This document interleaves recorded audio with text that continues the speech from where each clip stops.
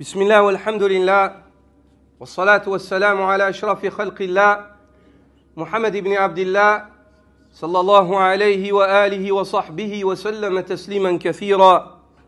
Amma ba'd. Falënderimi i takon vetëm Allahut, i cili e krijoi njeriu në formën më të bukur dhe i dha atij nga morali dhe feja atë me të cilën ngrihet dhe pastron shpirtin e tij. Dëshmoj se nuk ka të adhuruar të tjetër që meriton adhurimin përveç Allahut, një dhe i pashoq.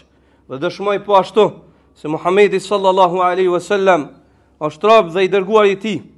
E dërgoi Allahu si shenjë mëshire për njerëzimin, paqja dhe me bekimet e Allahut qofshin mbi të, mbi familjen dhe shokët e tij deri në ditën e fundit. Robër të Allahut, Islami e vizaton për besimtarin rrugën e përsosmërisë dhe i tregon atij udhën e ngritjes në fe, në moral dhe në sjellje. Burri i përsosur nuk matet me pasuri, me pozitë apo me pushtet, por me sinqeritetin e zemrës, me pastërtinë e gjuhës dhe me drejtësinë e sjelljes.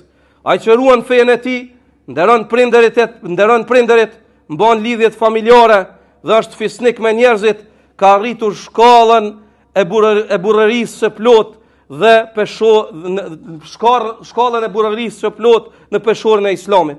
Vërtet Allah i lartësuar i do ata që janë të sinqertë në zemrat e tyre dhe të përulur në sjelljet e tyre.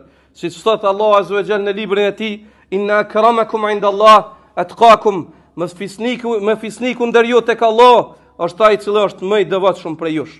O besimtar, devotshmëria nuk është thjesht fjalë e bukur apo parullë e ngritur, por mënyra e jetesës që shfaqet në sjellje, në uljen e shikimit, në qetësinë e zemrës dhe në përmbajtjen e gjuhës.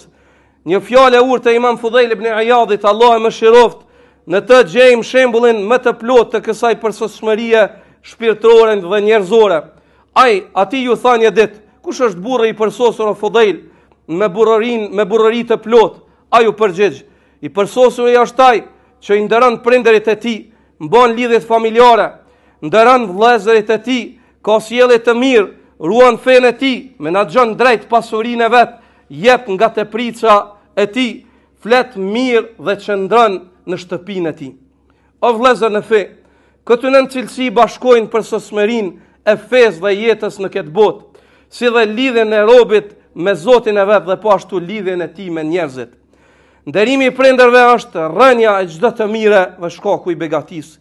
Mbajtja e lidhjeve familjare është lidhja e besimit dhe shenja e fisnikërisë. Nderimi i vëllezërve është tipari të devotshëmve që çmojnë dashurinë për hir të Allahut. Mirësjellja është ajo që mbjell dashuri dhe ngrit imanin.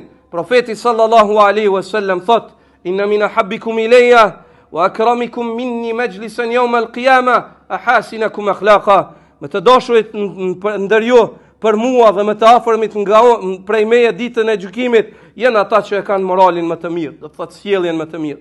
Ruajtja e fesë është mbrojtja nga dyshimet dhe epshet dhe lidhja me shpalljen hyjnore me Kur'anin dhe Sunetin. Menaxhimi i mirë i pasurisë është kërkimi i saj në halal dhe shkëmbshmangja nga dyshimet duke shpenzuar me drejtësi dhe maturi. Shpenzimi nga teprica e saj është rruga e bujarisë dhe e përkushtimit dhe shpresë e madhe kur takohet Allah subhanahu wa taala. Gjua e mirë është ajo që flet të vërtetën pa gënjeshtër dhe pa përgojim. Qëndrimi në shtëpi është ruajtja nga sprovat dhe shmangja nga përgojimi i njerëzve. Kush i bashkon këtë cilësi, ka bashkuar të mirat e fesë dhe të kësaj bote dhe ecën në rrugën e burrave të përsosur që Allah i lartëson me dije, vepra dhe moral. O Allah, na zbukuron me moralin më të mirë, na ndihmo që të jemi të mirë ndaj prindërve tonë, të mbajmë lidhjet familjare, të ruajmë gjuhat tona, na i pastro zemrat tona dhe na bëj prej burrave të përsosur në fenë dhe moralin e tyre. Vërtet ti je mbrojtës i vërtet dhe i plot fuqishëm mbi çdo gjë. Allahumma salli ala Muhammedin wa ala ali Muhammad, kama sallaita ala Ibrahim wa ala ali Ibrahim innaka Hamidun Majid, wa barik ala Muhammedin wa ala ali Muhammad, كما باركت على إبراهيم وعلى آل إبراهيم إنك حميد مجيد.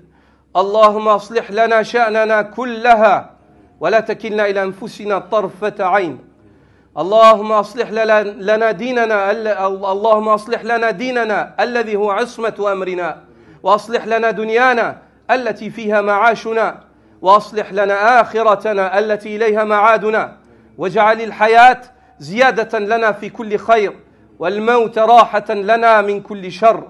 نسألك اللهم العافية في الدنيا والآخرة، نسألك اللهم من كل خير، ونعوذ بك من كل شر. بك اعتصمنا، لا إله إلا أنت سبحانك إنا كنا من الظالمين. قوموا إلى صلاتكم يرحمكم الله.